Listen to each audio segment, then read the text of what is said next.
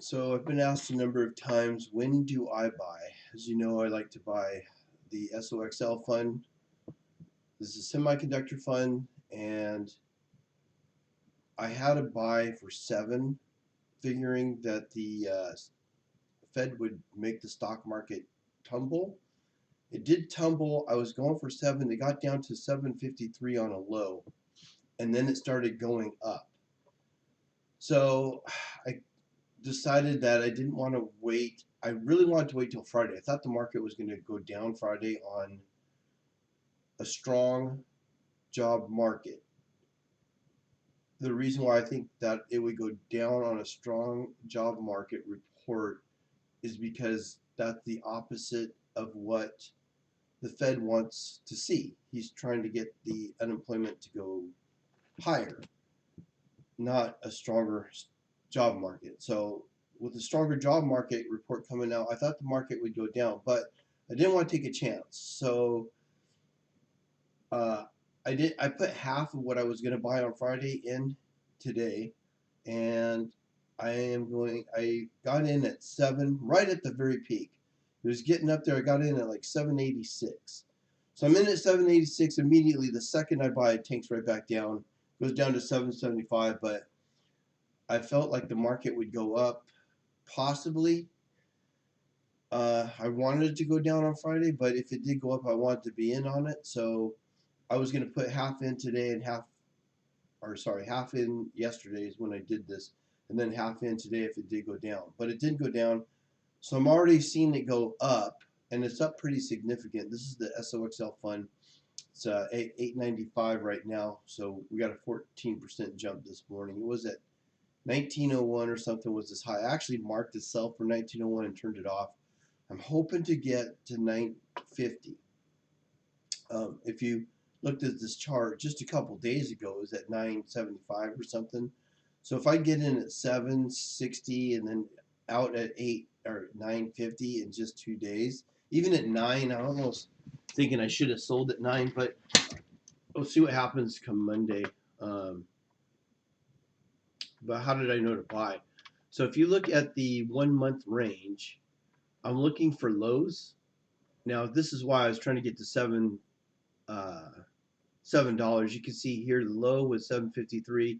When I put my cursor here, you'll look on the left corner. You'll see over here, it tells you the lows. So at that point, the low is at 753. First thing, or not first thing, yesterday, earlier in the morning, went down to 753, and now it's up to 895, 894 right now. So I was really looking to get down here to lower price at 7, but I didn't want to miss out. I was anticipating buying today at 7. It didn't work out, but so luckily I got some of it in. I'm buying because it's on a low. If you look at the 1 month, I'm really on a low, and a 3 month, it's really low. So maybe a long-term hold would be good. I'm just kind of leery about the market right now. So, but honestly, I'll probably look back at this a year from now and go, man, I should have just bought it and went to sleep on it. Anyways, so I'm looking for the lows, but not only does this have to be low. The other index I follow is the SOX index. This is the actual semiconductor indice, and it's up 4%. And again, today here we're up at 13% now. It was 14, 15% a second ago. So we'll go look at SOXL. What are SOX? This is basically the same thing except that I'm tripling whatever is going to happen. So if you go to your components, these are all the semiconductors that you're basically buying. You're putting in a little bit of money in each one of these. Which is going to be the best one? I don't know. To be honest, NVIDIA is the one I would be investing in if I only could pick one, or the Taiwan semiconductor. Those would be the two biggest ones I like. The one I'm actually in is AMD, Advanced Micro Devices, and that's weird. I don't even see it in here. Oh, there it is. AMD and Intel. To me, those are the two most known chips if you have a laptop. Uh, anyways, it doesn't matter. I'm not trying to pick which one. I'm just going with the sector. And you can see we're up 4% in this fund. But I don't just go by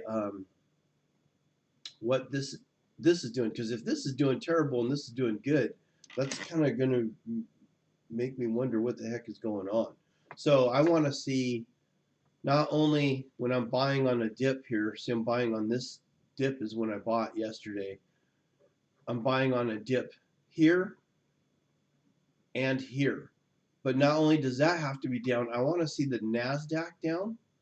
So if I pull the chart on that and we do a 1 month chart, you see I'm buying on a low for the Nasdaq. If the Nasdaq were on a high and these are down, I'm not buying them because something's wrong. This is, if this is down and the Nasdaq is up, it's like this is something's happening with the semiconductors or biotech or whatever it is you're following. So you got to follow not just the investment that you're in, but the sector, how that entire sector is going to flow, and the Nasdaq because it's so tech heavyweight that you want to see whatever's going on in the Nasdaq. Again, see, look at, here's the Nasdaq. It's up 1%, which is great. That's a huge day, 179 points. But I would rather have 1 point at 13, 14%.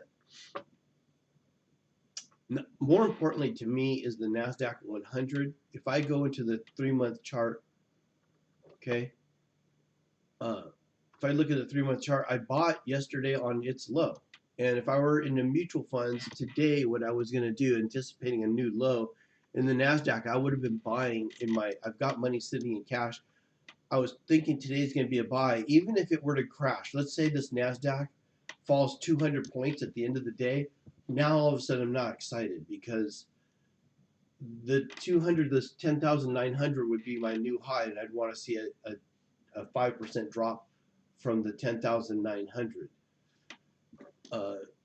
So again, if this is up here, even if it were to take back down, I'm like, no, we set a new high. Now, how far off is it going to go down from the new high? That's what I follow more. Okay, so for more recent activity, I'm watching where we're at. This high here. I don't consider this high. I'm trying to get back to this high, and when it fell back down to here, I'm hoping to get back up to here and even further. But if this goes back down, this is going to be the new high. I got to watch. All right. So again, those are my factors. What I use to determine if I'm going to buy. All of these have to be down. The Nasdaq 100, the Nasdaq, the semiconductor indice, and the actual fund itself. So we're at 902 right now. We're at 14% jump for today. Again, if I were to get back to 950, I have to almost consider we bumped that last high, maybe take profits out short term. And if I sell within 30 days, I put in a sell order for last in, first out. And that means the last purchase I made will be the first purchase it takes out of the funds I do have, because I have several shares of this currently.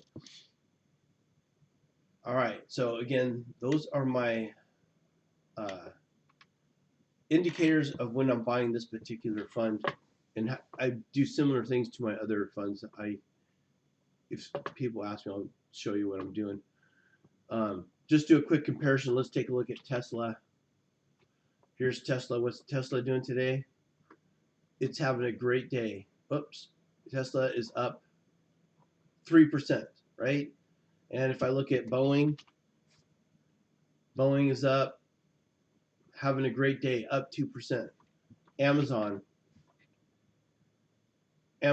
up, another great, Amazon's having a great day. It's up 2%.